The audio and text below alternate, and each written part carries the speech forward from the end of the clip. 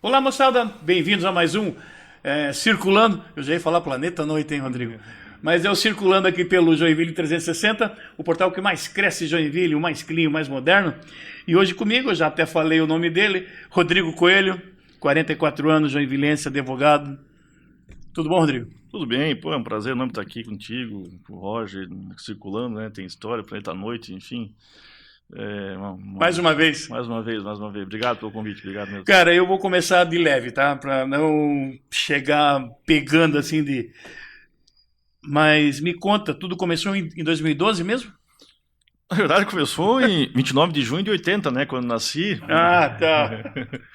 É, filho de Rose Coelho, Coelho Neto, meu pai.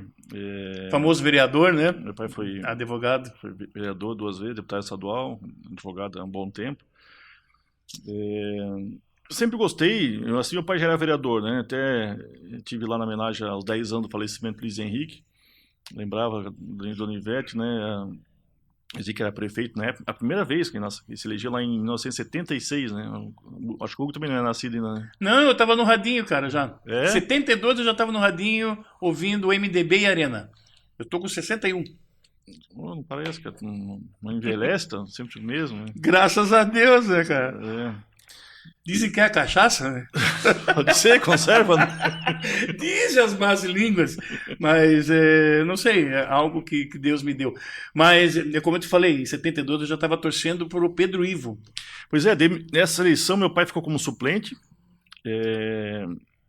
daí assumiu em 74, porque o Ivan Rodrigues foi eleito. Ivan Rodrigues era vice-prefeito de. Ivan Rodrigues, nome do ginásio, Sim, para no quem, ginásio. não lembra, conhece, mais novos, né? Foi eleito deputado estadual e daí assumiu como deputado estadual era vice. E daí o vereador foi o. Não, foi o. Pô, Najib Zata. Najib era da Arena PDS. O Derete, que era da Casa Sim, Cultura, arquivo histórico. sim. Miraci. Miraci Derete, se elegeu deputado estadual, foi um vereador. E daí meu pai assumiu como vereador por 2 anos, era suplente. Depois ele se elegeu em 76, ele já era o Luiz Henrique, prefeito, e o Dr. Violantino Rodrigues, está vivo até hoje. Violantino Rodrigues. Violantino Rodrigues era o vice-prefeito. Né? Então a Câmara de Vereadores era lá perto onde é a Casa Sofia, né? naquele momento.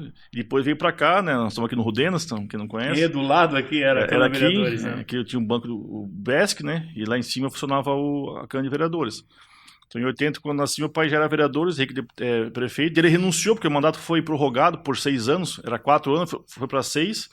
O Zico renunciou, o doutor Vilantino assumiu 1 ano e pouco. E o Luiz Henrique se elegeu deputado federal em 82, meu pai deputado estadual. E depois ele não conseguiu a reeleição, meu pai acabou apoiando nas prévias do MDB, que teve em 86 históricas, Luiz Henrique para governador contra o Pedro Ivo, os 8 de Joinville. Vê só, na época Joinville tinha um arsenal, né, de políticos. Né? É uma potência, teve uma prévia do MDB com 2 candidatos de Joinville. E quando meu pai se elegeu, Joinville tinha 200 mil habitantes, né, elegeu meu pai, o Jeová, meu pai, Jeová, o Raulino e o Najib. Eram 4, depois veio o Pisque ainda como suplente, assumiu também. Então eram 4 deputados estaduais. Hoje o Joinville tem 4 estaduais, porque assumiu o Maurício Peixe agora na vaga de um suplente, mas elegeu 3 e tem só um federal. Então veja só como o Joinville se apequenou ao longo do tempo, né? E meu pai não conseguiu a reeleição, ele foi ser juiz do trabalho, depois advogando. Né? E isso, sempre gostei da política, sempre gostei de participar. Em 98 fui fazer direito na UFSC, em Florianópolis. Voltei em 2002. Formado e comecei a advogar no escritório da família, que é aqui próximo também, na Dona Francisca, na área previdenciária, né? E fiquei até 2012, porque eu fiquei 10 anos advogando. Na verdade, a partir de 2003, eu me formei no final de 2002, então em 2003 peguei a OAB, fiquei até 2012 advogando, 10 anos. Quando daí houve o convite para sair a vice na chapa do então pré-candidato dele, e fui eleito. E fiquei 4 anos, né, 3 anos e meio na Fundação Cultural, tive que sair da Fundação Cultural para concorrer a vereador, teve uma questão partidária na época, que eu saí do PDT e fui para o PSB.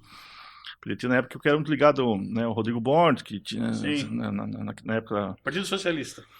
É, era difícil dizer que era sério, porque em Santa Catarina, né, o Paulinho Bornaus estava lá, o Fabrício de Balneário Camboriú também era do PSB, o Mário de Blumenau, o Dr. Ninfo, né, que eu ia dizer, o Dr. Ninfo é socialista, né, foi vereador juntos, e nós fomos no projeto do Eduardo Campos, né, Eduardo Campos o que morreu? Faleceu, é uma pena, era uma promessa para o Brasil, tá, um grande cara. Então, naquela época, a gente foi para o PSB. Ele deu uma pegada mais assim, ao centro para o partido. Sem esquecer do social, mas de ser aberto ao mercado, as concessões quando necessário. Ele fez um baita governo em Pernambuco, mas houve aquela tragédia, 2014, né? Ele faleceu e o partido voltou às suas origens. Tem histórias desse acidente, né? Uma história mal contada, vamos dizer assim, né?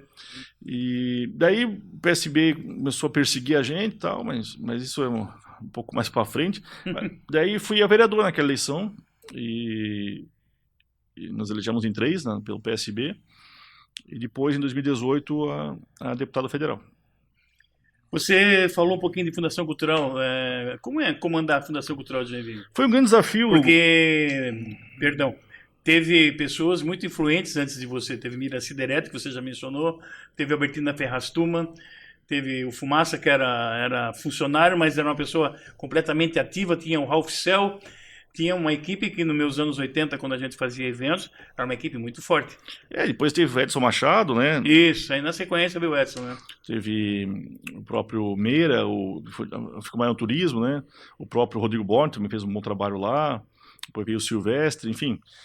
Foi um desafio, você sabe, né, Hugo? Eu não sou da área cultural, eu sou advogado, né? Mas eu fui com o perfil e a missão que o prefeito nos deu, na época, de reabrir os museus da cidade. Estavam 5 museus da cidade fechados. Exatamente. Estavam todos fechados. Reativar o carnaval, que tinha sido reativado na gestão Rodrigo Born, mas depois ficou um tempo também fraco, né? E colocar em ordem o Sindec, que estava devendo já 2 anos, atrasado e tal. Fizemos o quê? Em 9 de março de 2013 já reabrimos o Museu da Bicicleta, lá na estação ferroviária. O seu Walter Bussa era o coordenador nosso. E por questão política foi fechado na época. O Walter Busso tinha uma briga com o Carlito e tal. Foi fechado.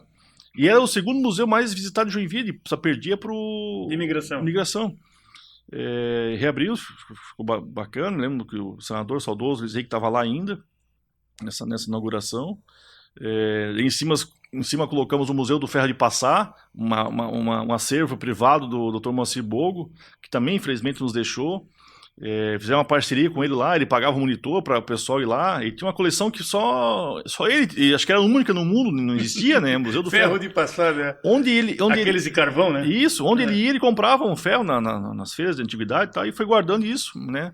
Um gosto que ele tinha, e o pessoal visitava, achava curioso como é que passava e tal. Era muito bacana também. E depois foi o Museu do Sabaqui, né? O Museu de Imigração, a Casa Fritz Alto, que é um lugar belíssimo também. E mais o Museu de Arte, né? Mas o que eu tenho um carinho muito grande, que estava fechado, infelizmente, interditado pela vigilância, era a Casa da Cultura. Daí reabrimos a Casa da Cultura, já no primeiro ano de gestão, e lá, na época, pulou de 300, 400 alunos, que estavam espalhados em vários locais da cidade, para mais de 1.000, e começamos a abrir em vários bairros da... A Casa da Cultura, que foi o QG do Festival de Dança por um período, né? Exatamente, você que viveu isso aí muito, muito intensamente, né, Hugo? Na década de 80, Casa da Cultura, exato. Fausto Rocha Júnior, né? Leva esse nome. Onde acontecia, eu peguei o finalzinho dessa época, o pessoal se concentrava lá, né? Depois ia a pé por Ivan Rodrigues, muitas vezes. 83 foi o primeiro festival, né? Exatamente. Então já estava lá. Não tinha CT Eventos, né? Não tinha. O pessoal fala Começou na Harmonia Lira. Isso. E já no segundo ano, em 84, foi pro Ivan Rodrigues. Exatamente. Junto com o Abel Schultz. Aí dividiam. Tinha 2 palcos. Exatamente. E era, né, fantástico. A cidade vivia, que os bailarinos na época ficavam aqui. As namoradas ficavam bravas, Rodrigo. E chegou o festival, vamos viajar, porque esses guris daqui de Joinville só querem saber das bailarinas. Cara, era muito engraçado. É verdade. Nós tudo jovem, né? Tudo moleque, né? É verdade. E o pessoal dançava, tinha palcos pela cidade, né? As boates... Tinha, Turité todo quem dia. tinha crachá podia entrar de graça, né? Meu Deus, nas era muito boates. Bom. Eu era DJ, né? Nas boates, e eles se apresentavam, né? Me lembro aquele de dança de rua, como é que é o nome daquela... Tinha o Ozzy de Belo Horizonte e o Dança de Rua, que é Dança de Rua mesmo. O nome deles. Lá de Santos. Isso, que fez muito sucesso, né? Tocava em vários programas, dançava em vários programas que pareciam a TV aberta, então ele fazia um sucesso quando vim pra cá, me lembro. Começou esse negócio de dança de rua, depois de vir teve também hoje o Festival de Dança tem uma parte que é só ligada ao festival, a dança de rua, né? Que como cresceu isso aí, que é os dias que mais agitava o festival, né? Era o jazz e o dança de rua. Exatamente. Então a Casa da Cultura a gente reabriu, foi algo emocionante, assim. Não sei se você lembra que nós estamos aqui em frente ao terminal de ônibus, tinha... nós tomávamos a água lá, a Maria Mijona, né? A gente chamava ela de Maria Mijona. Que nós tomava água, que era uma obra do Fritz Alt. Fritz Alt, isso. Né? Que aquela escultura toda na barriga dela, que era o ventre. Tá falando aqui na Dario Salles? Não, essa obra ela ficava aqui no terminal de ônibus, e as pessoas lá matavam a sede, né? Porque da barriga dela, do ventre dela, né? Saía água. E essa obra, todo mundo se perguntava, né? Todo mundo tinha uma memória afetiva muito grande com ela, porque estava aqui no terminal de ônibus. Onde é que foi parar essa obra? Vamos ver, ela estava lá na Casa da Cultura, numa sala, enrolada numa toalha preta, uma lona preta. E hoje, na época, nós colocamos ela na entrada da Casa da Cultura, porque muita gente lembrava, onde é que estava essa obra? O pessoal que estava lá na Casa Fritz Alt não estava. Essa obra estava... E hoje, onde ela anda? Está lá na Casa da Cultura. Ah, é? Mas está funcionando? Tá. Não, ela perdeu essa função porque a água, ela... É pedra, claro, mas ela sofria um desgaste, né? Desgastava e muita gente pegava, né, para tocar nela, então ela foi restaurada e tal. Tem o toque, né? Então foi muito bacana. Tu também não pegou aqui a Dario Salles com os brinquedinhos que tinha, muitas árvores, tinha um lago, entendeu? Tinha vários brinquedos e tinha o sorvete aqui de gelo aqui do Panda, aqui do lado Panda. do lado do Abel Schultz. Minha época foi mais já o Zebrão, né? O Zebrão, já peguei isso mais. é final dos anos 60, começo dos anos 70, entendeu? Era muito legal, o centro de Joinville era muito mais arborizado, Praça Nereu Ramos. Ali era também, antes do Ipreville, era a Secretaria era a Fundação Cultural. Exatamente. Era com Mira Sideretti, com o Céu, que eu falei, né? Com Fumaça, que todo mundo adorava. Entendeu? Aí tinha o palco bem na frente, nós só pegava o som da fundação e levava ali, fazia show, sábado, domingo. Não tinha essa burocracia de... Hoje tem que ter 500 mil documentos para fazer uma festinha ali na praça. Era outros tempos, né? É verdade. Não sei se era na tua época lá de Fundação Cultural. Não, já estava um pouco mais... Era outro momento, né? Mas o carnaval, por exemplo, a gente fez carnaval, trouxemos que na época... Ficou aqui na Rio Branco, lembra? Em frente ao museu. Sim. E trouxemos lá para Beira Rio. O Serginho, na época, estava na Promotur, né? E a gente fez um desfile. Serginho Ferreira. Fizemos um desfile lá, né? Desfile lá na Beira Rio. Trouxemos a Vila Isabel, a bateria, fizemos competitivo. Né? Até esse final de semana tem um evento lá no Kenya Clube. O Kenya está passando por dificuldade na época, deu uma força para restaurar o telhado. E lá, Príncipe do Samba, né? Que é uma escola de samba conhecidíssima na cidade. Foi muito bacana assim, esse momento da Fundação Cultural. Marcou então para você? Marcou, foi muito marcante. E o Zé que falava, e uma cidade sem cultura é apenas um amontoado de pedra, de gente sem passado e sem futuro. Então a cultura, eu falo isso porque na política pouca gente apoia a cultura, tem essa sensibilidade, fala que não dá volta, assim como não dá saneamento e outras áreas. Então merece uma atenção especial. A gente tem uma vocação muito forte, não só a dança, né? O nosso festival de dança maravilhoso, o Bolshoi, 25 anos agora, fantástico. Tem o sanfoneiro aí, tem vários grupos. Bandoneon, você falou. De dança folclórica, tá cheio de grupos de Joinville. Tem muita coisa boa aqui, a cultura nossa é fortíssima, né? E merece toda uma atenção. E depois a gente deixou a Fundação Cultural para concorrer a vereador, tive que deixar 6 meses antes da eleição, e fomos para a Câmara, lá também defendendo a cultura, depois como deputado mais ainda, porque tivemos uma chance de enviar recursos, né, emendas parlamentares, que é onde essas entidades mais precisam, e é onde está concentrado o recurso, infelizmente, em Brasília. Pois é, você entrou em 2019, é isso? Você entrou como deputado. Você tinha como bandeiras, tipo assim, renunciou à aposentadoria especial, as diárias, auxílio mudança e demais privilégios.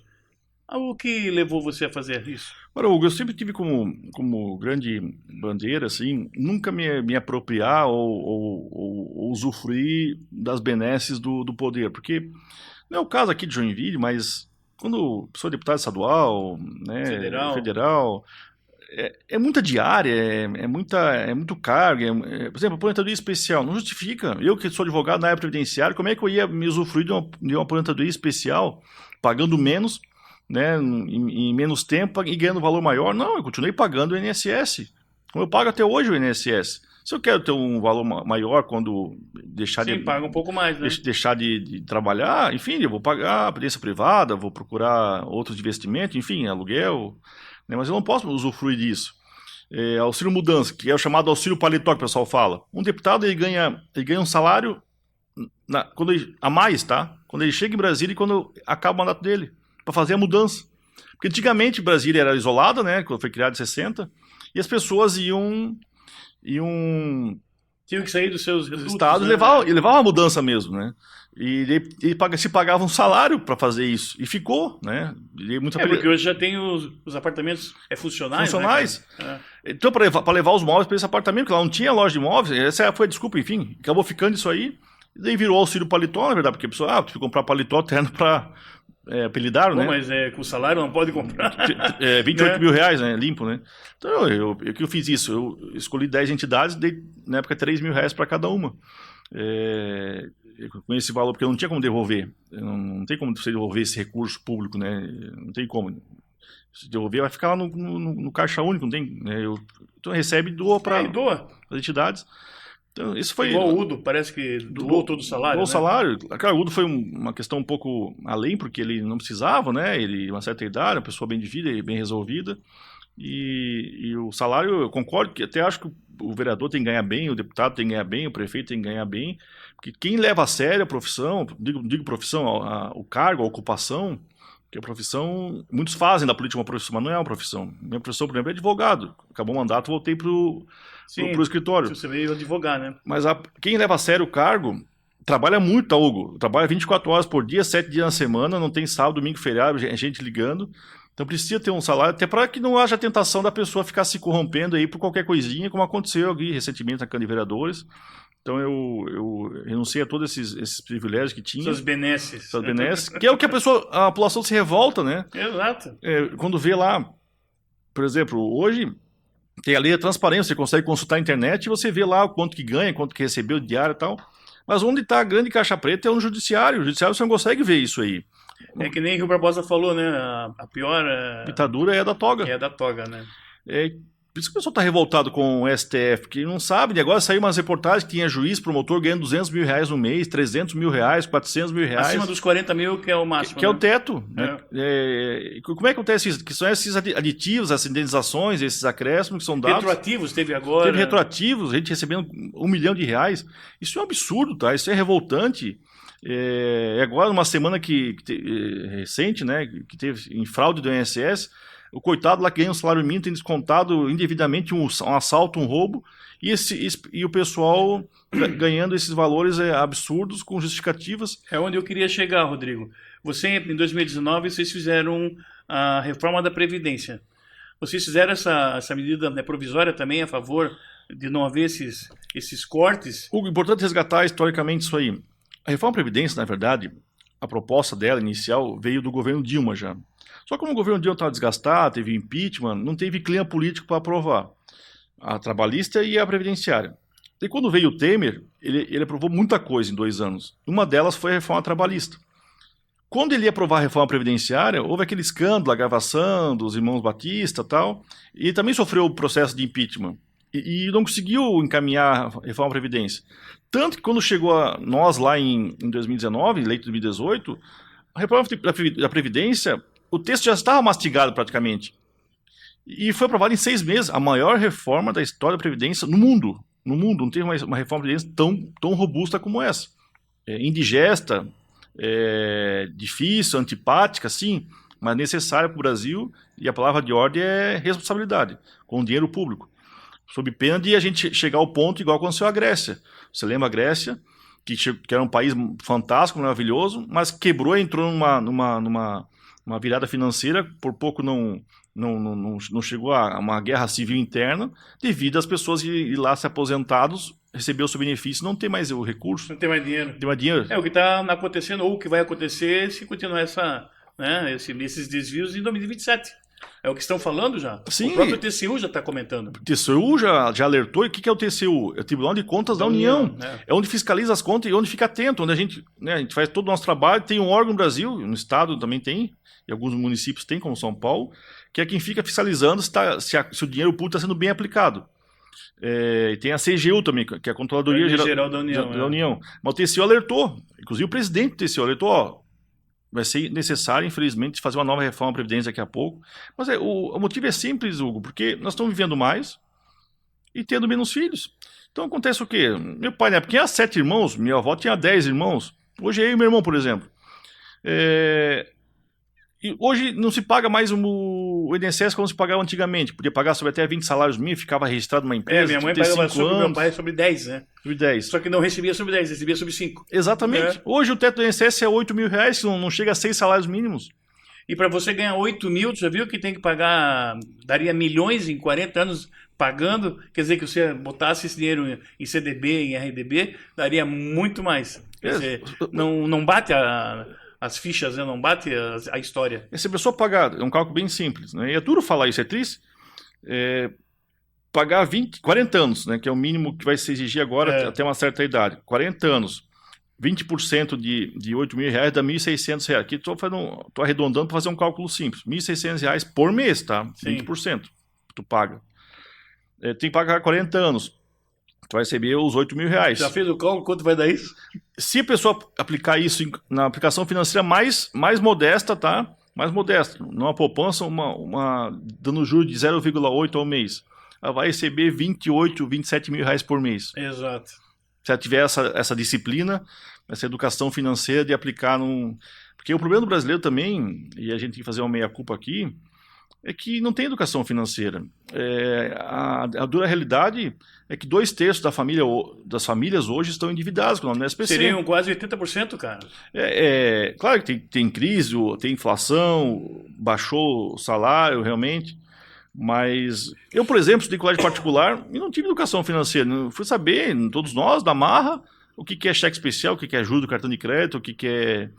Mas você imagina uma pessoa mais simples que ganha lá R$1.500 por mês, tem que pagar aluguel, tem 3, 4 filhos, tem que pagar luz, água não sobrevive com... É difícil. E com essas crises, você lembra, né? Agora o pessoal, eu nunca vi tanta gente comemorando a prisão do Collor, por exemplo. E vi um maluco daquele, por exemplo, em 90 e bloqueia o que a pessoa tinha guardado na poupança. Tem gente até hoje com sequelas, alguns faleceram, né? A maior parte. Mas muita gente com sequela que quebrou por causa dessa atitude irresponsável do ex-presidente Collor, né? E na época ele foi impeachmentado, não aconteceu nada, foi absolvido pelo STF e agora foi condenado aos 70 e poucos anos. Daí inventou que tinha a apneia do sono e foi daí prisão domiciliar e vai curtir o seu resto da vida em casa.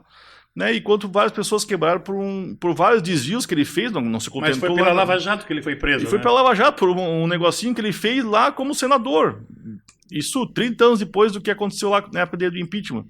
Então realmente é revoltante o que acontece no Brasil.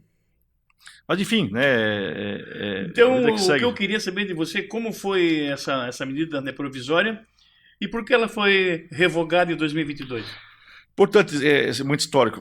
Então, antes da reforma da Previdência, que foi encaminhada, teve uma comissão especial e eu participei, fui o único catarinense a participar, o parlamentar com mais emendas aprovadas ao texto, com seis emendas, que melhorou um pouco o texto da reforma. Já era tua praia também, né? Já é minha área, eu tive essa felicidade. E ao texto da MP 871, eu apresentei inúmeras emendas a esse texto, e a gente, na época... O Bolsonaro fez uma medida que havia muita denúncia de corrupção, de fraudes, mas em especial o foco dele na época era as perícias médicas, onde haviam pessoas que não faziam mais perícias, havia falsificação de laudo, problema com os médicos peritos, e havia uma fila de 1 milhão de pessoas esperando, aguardando, né, serem atendidos, pessoa doente, paga no INSS, se acidentou e estava lá esperando. Então, para combater essas fraudes. E na época vinha lá um dos artigos da MP 871, que foi uma prévia da reforma da Previdência, da questão desse recadastramento das pessoas que Exato. autorizavam o desconto em folha. Em vida também, né? A prova de vida, a prova tal. de vida, né?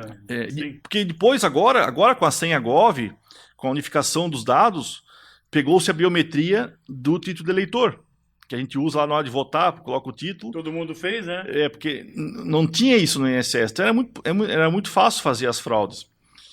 E daí o Bolsonaro quis o quê? Fazer em um ano esse recadastramento. Anualmente tinha que fazer esse recadastramento, que era feito, não era feito. A pessoa, uma vez lá, o sindicato juntava a declaração, a pessoa, se não contestava isso, ficava lá descontando todo mês.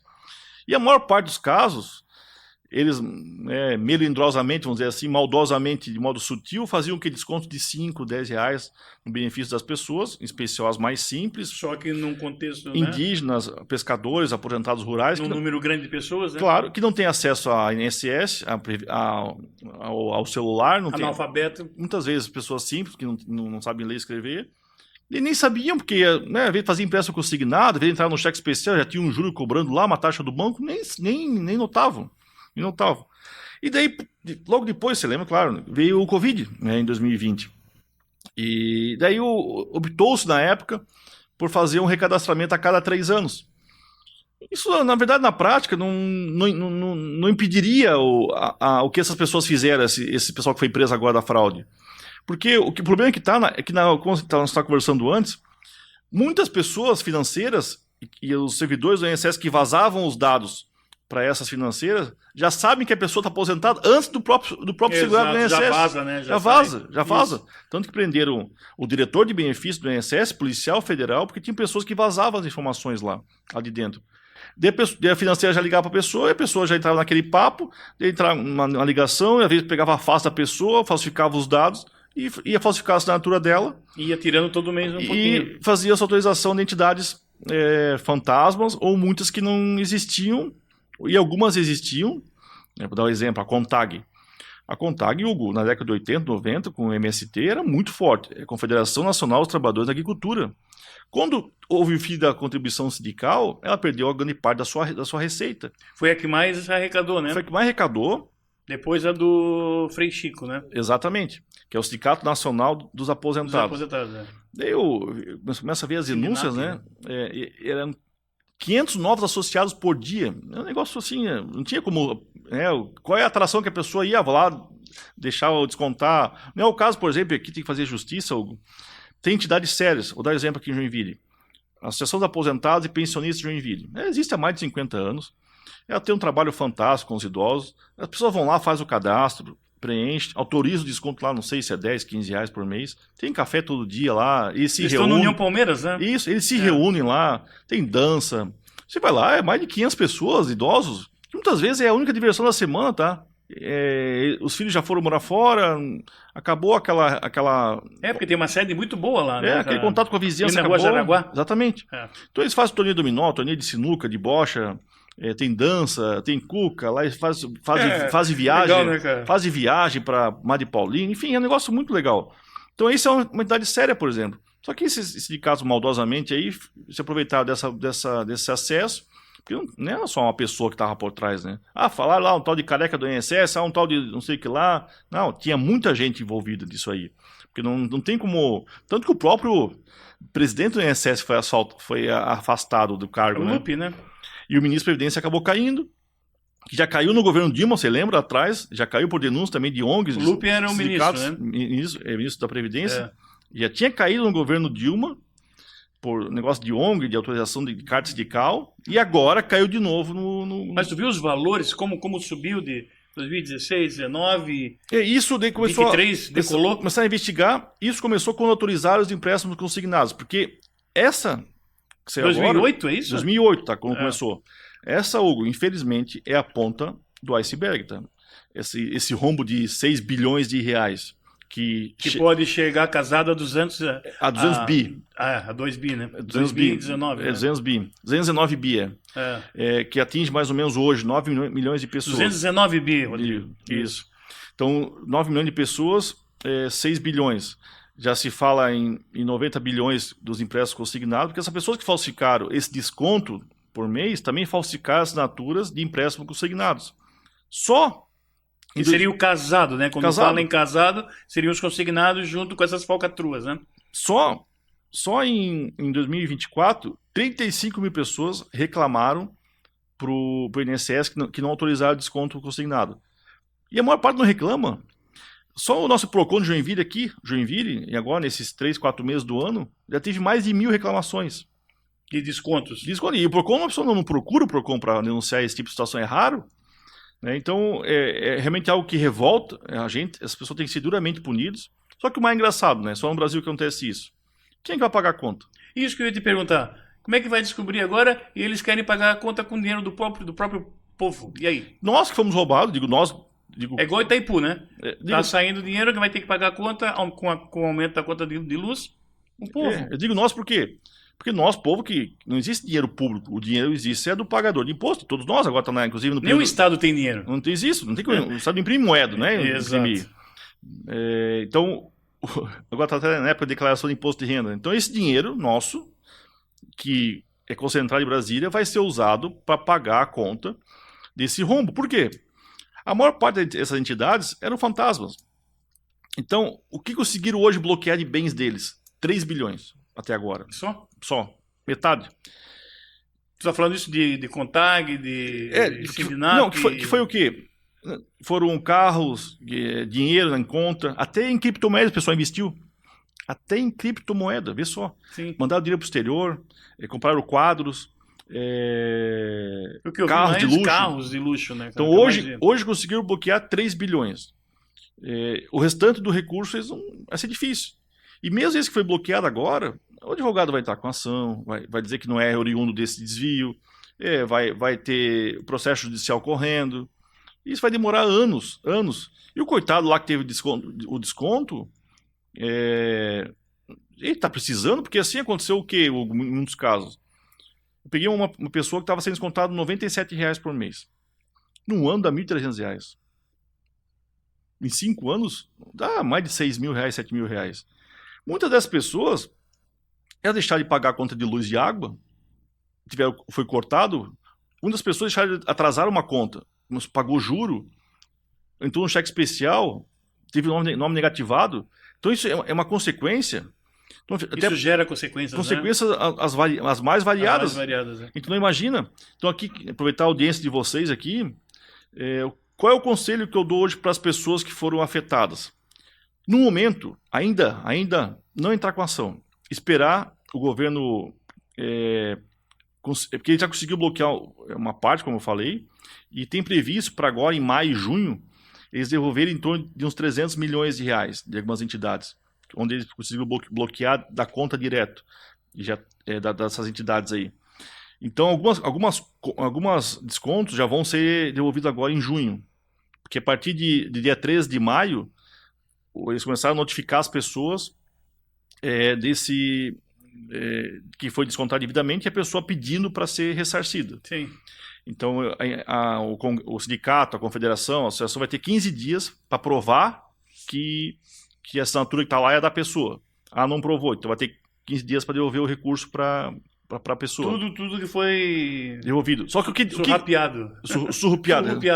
Mas o que diz o Código de Defesa do Consumidor? Tudo que foi cobrado indevidamente tem que ser devolvido em dobro, com juro e correção monetária. Sim. Então, de 6 bi, a bronca vai para 12 já. Vai para 12. Então, no momento que eu sugiro às pessoas guardarem o extrato de pagamento, guardarem, se aconteceu isso que eu falei, de atrasou conta, de entrou no cheque especial, de pagou juro. Fazer o levantamento. Levantamento, por quê? Isso pode gerar até dano moral para a pessoa. Isso acontece porque vai ter agora o empréstimo consignado, depois a pessoa entrar com ação para poder daí ter ressarcido esse valor em dobro. Mas no momento agora, eu recomendo esperar ter essa solução para tentar de um modo, porque uma ação dessa judicial demora um tempo, não é uma questão assim de 1 mês, 2, que é a previsão do governo devolver esse recurso. É um ano no mínimo, né? É um ano mínimo. Então, demorar um pouco. E pega uma entidade dessa fantasma, que teve lá os bens bloqueados, por exemplo. Que não existe, ninguém sabe onde está, onde é. Então você vai ganhar ação e vai acabar não recebendo muitas vezes, porque vai estar lá o bem bloqueado, você vai estar naquela fila lá de pessoas que, igual acontece quando uma empresa quando estiver, né, acontecendo no caso da Buscar, por exemplo, Até recentemente estava pagando para as pessoas que eram empregados, funcionários, né? Aconteceu na CIPA também. Quem comprou a empresa também assumiu, né?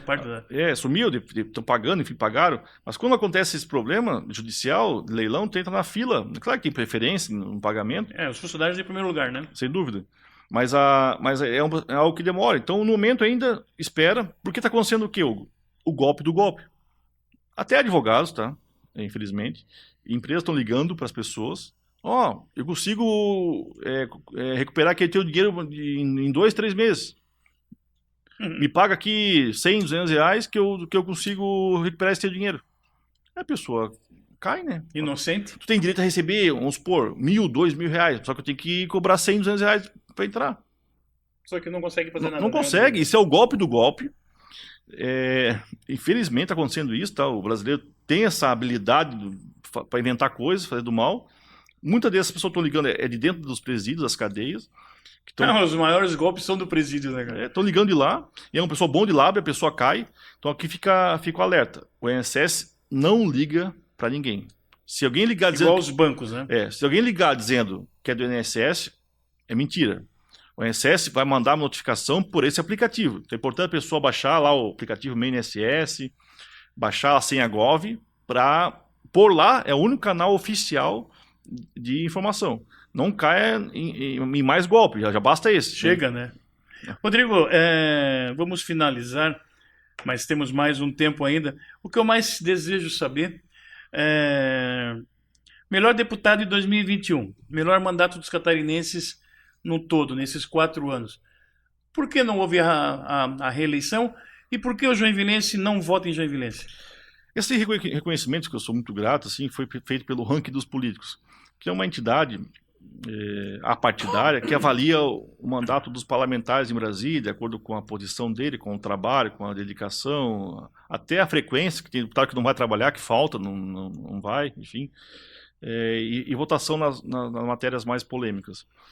Em 2022, eu fui à reeleição pelo Podemos. O Podemos, um partido que eu tenho uma admiração, um partido, eu ainda estou, tá lá ainda? Ainda estou afiliado lá, só que é um partido pequeno.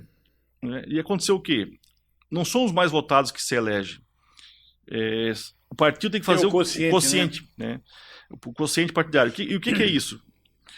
Para a federal é 200 mil votos. Então o partido, né, os 17 candidatos a federal do partido, tem que fazer 200 mil votos para dar direito a uma vaga. Deu mais votado esse partido se elege. Nosso partido foi 194 mil votos, faltaram 6 mil e poucos votos. Que na verdade é pouco, não é quase nada. E você fez quantos? Eu fiz 57 mil votos. Se valesse esse aumento aí, que agora tem para 20 deputados, eu estaria, fui 18º mais votado. Fui o mais votado em Joinville, com 35 mil votos. Mas eu e a delegada Tânia, que fomos os 2 mais votados em Joinville, não nos elegemos. Por quê? Ela também, o partido dela fez quociente só para 1, ela ficou em terceiro, não atingiu também. Joinville hoje tem em torno de 430 mil eleitores. 100 mil voto branco, nulo e abstenção. Só que aconteceu um fenômeno na última eleição de 2022. 105 mil votos para candidatos de fora. De fora. Carolina Detoni, Júlia Zanata... Por exemplo, as duas que você citou. São minhas amigas, tá? Em especial a Carol. A gente foi deputado junto, competente, sério, Chapecó. Fez 12 mil votos aqui, arredondando 11 mil e pouco. Ela veio aqui só um dia da passeada, porque o Bolsonaro encerrou a campanha aqui, né? Então aconteceu aquela onda 22. O Bolsonaro encerrou a campanha aqui por causa do Luciano Hang, do Jorge Seife, senador, Jorginho e tal. A cidade parou, então muita gente votou no 22, de cima e embaixo. A Júlia Zanata, de Criciúma, fez 7 mil votos. Tem 7 deputados? Não, hoje tem 5 federais. 5, né? 5. Criciúma, mais 2 estaduais, eu acho. 2 estaduais e 5 federais. Então são 7, Hoje Criciúma tem 1/3 do tamanho de Joinville, número de eleitores. São 130 mil eleitores, mais ou menos. E tem 5 deputados federais. Joinville hoje tem 2, porque o Coronel Armando assumiu como suplente, vai ficar 4 meses. O Darcy também assumiu um tempo como suplente, ficou lá um tempo. Mas elegeu apenas mesmo, elegeu efetivo, só o Zé Trovão. Então nós éramos em 3, eu, Darcy e o Armando. Nós 3 perdemos a reeleição. E no meu caso foi por causa do partido. Então eu estou no momento agora de definir o partido. Tem tempo, ainda tem, mas a eleição se antecipou muito para o ano que vem. Então a tendência é eu tentar definir isso o quanto antes. Vou para um partido grande. Vai ter... Quem não quer... Pergunta que não quer calar. É candidato, então? Sou pré-candidato a deputado federal. Federal. Sou. Vou colocar meu nome à disposição novamente. Não defini o partido ainda. É uma decisão difícil. PL não se ajeita? PL seria o... Já que é o partido seria ideal, da moda? Seria o ideal, né? Seria o mais recomendável. Se você Não, tem eu não essa ideologia? Eu não tenho nada contra, pelo contrário. Só que o PL hoje já tem o deputado Zé Trovão em Joinville. Zé Trovão, é. E o Lima se colocou como pré-candidato a federal. Então já tem 2 candidatos a deputado federal no PL. E acontece que vai ter uma campanha agora, e as entidades de Joinville, as pessoas, o próprio prefeito se conscientizou, nós todos, de que foi um erro na última eleição, Joinville lançar tantos candidatos. Tem partido que lançou 3 candidatos a federal. E poderia haver um consenso desses partidos todos? Está havendo, até porque está havendo fusões, né? Tá vendo aí o PP com o União Brasil, o PSDB com o Podemos, o PSC acabou, o Podemos incorporou o PSC, o PHS, o Patriota se juntou com o PTB, fundaram o PRD, enfim, está havendo fusões. Então a tendência é os partidos menores se acabar. Então vai ter uma redução já natural. Mas em 2022 foram 33 candidatos a deputado federal. Aí é muito também, né, cara? Então você faz um cálculo simples, assim, ó, 200 mil votos, que foram votos bons, né? Tirando votos para fora e branco nulo. 200 mil dividido por 30 dá 6 mil e poucos votos. Então não elege ninguém. Ninguém se elege. Então aconteceu o quê? O Zé Trovão que se elegeu por votos fora. Então essa é a dura realidade. E é importante que as pessoas votem quem é daqui. Segundo, faça o seu título. Se mudou para cá, transfira. Hoje é muito simples, só tudo pela internet, com essa senha Gov que a gente falou. Você faz isso. E daí, um dia como choveu, deu sol. A pessoa não vai votar, daí paga R$3 de multa. Não tem uma motivação. Uma motivação de votar realmente, né? Isso aqui é importante porque, querendo ou não, passa pela política as decisões.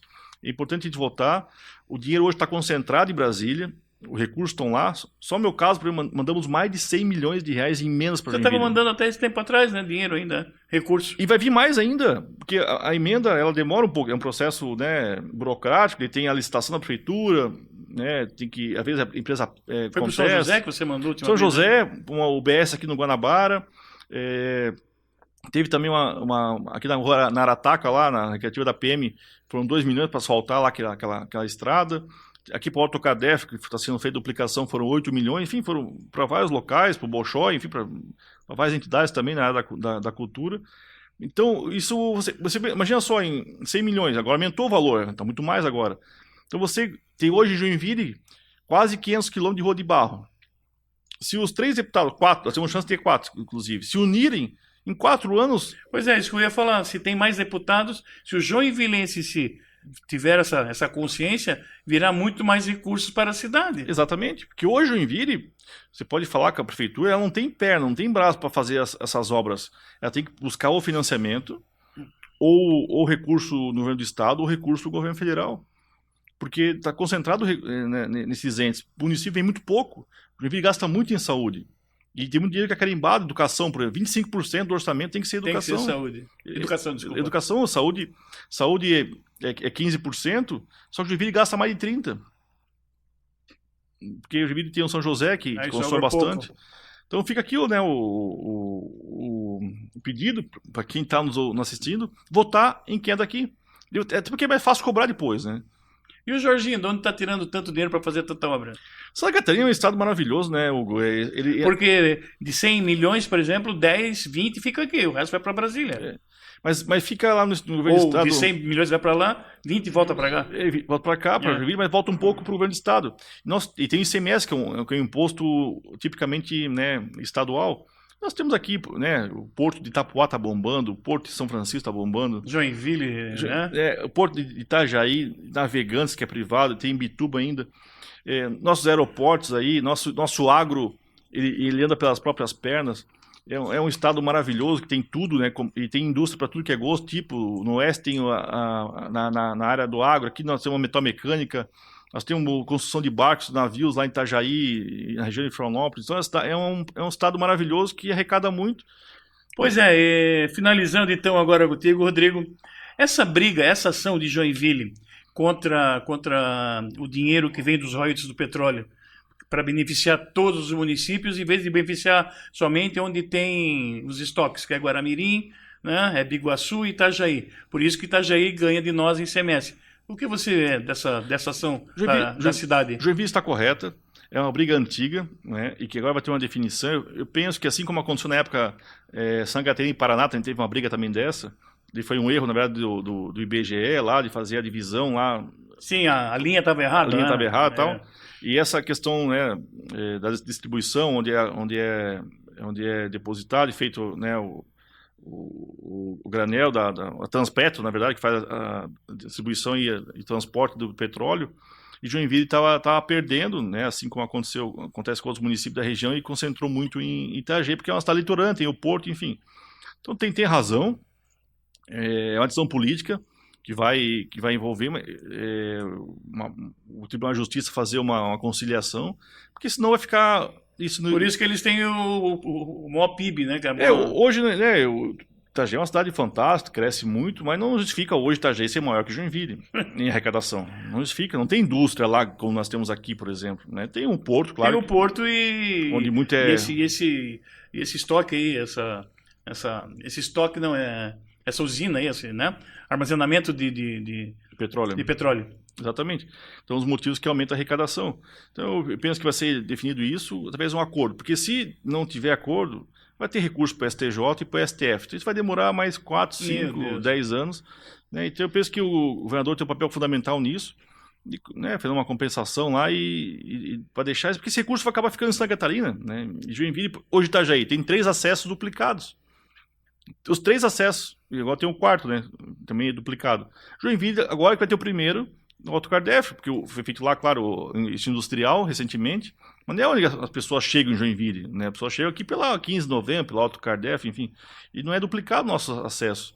Itajaí tudo é duplicado, um dos motivos é esse, a cidade, chegar lá hoje, é a Cidade das Flores, tem mais flor do que qualquer outra cidade. Exato. A cidade que antigamente era feia, quando nós íamos, né, para Balneário, passava lá, Itajaí, a cidade do pessoal. Largada. Não sei o quê, portuário, um monte de bagunça lá. Hoje a cidade está bonita, ela melhorou realmente bastante, mas não justifica ser maior que Joinville, né?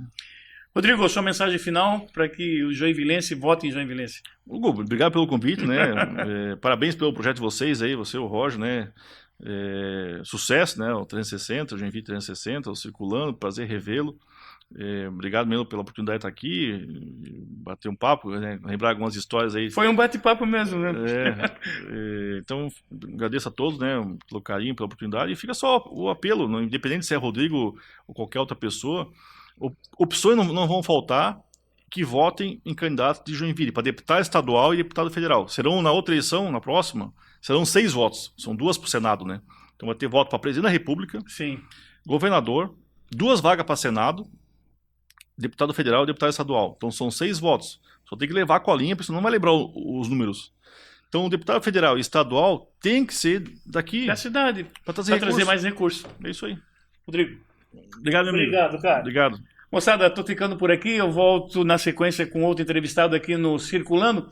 E não deixe de frequentar, de curtir um pouquinho o Joinville 360, o mais novo portal da cidade. Como eu sempre falo, mais clean, mais moderno.